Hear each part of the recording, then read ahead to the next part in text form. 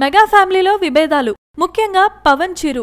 పవన్ చెర్రీల మధ్య పొసగడం లేదు లాంటి వార్తలు చాలానే వినిపించాయి. Khaidi number 150 movie pre release function కి బాబాయ్ పవన్ కళ్యాణ్ రాలేదని అబ్బాయి రామ్ చరణ్ అలిగాడని కూడా అంటూ ఉంటారు.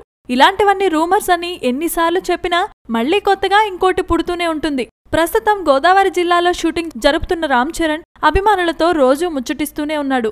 ఓ సందర్భంలో నేరుగా కాకపోయినా రాజకీయాలపై కూడా మాట్లాడేశాడు.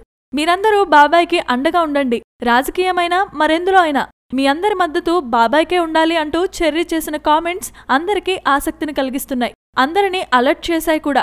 ఇప్పటివరకు రాజకీయంగా అయితే తండ్రి చిరంజీవికే రామ్ చరణ్ సపోర్ట్ ఉంటుందని అంతా భావించారు.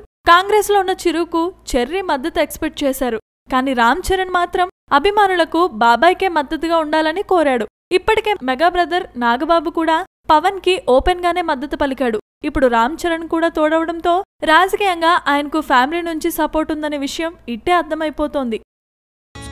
Please subscribe. Hi, it's me Purna. Please subscribe.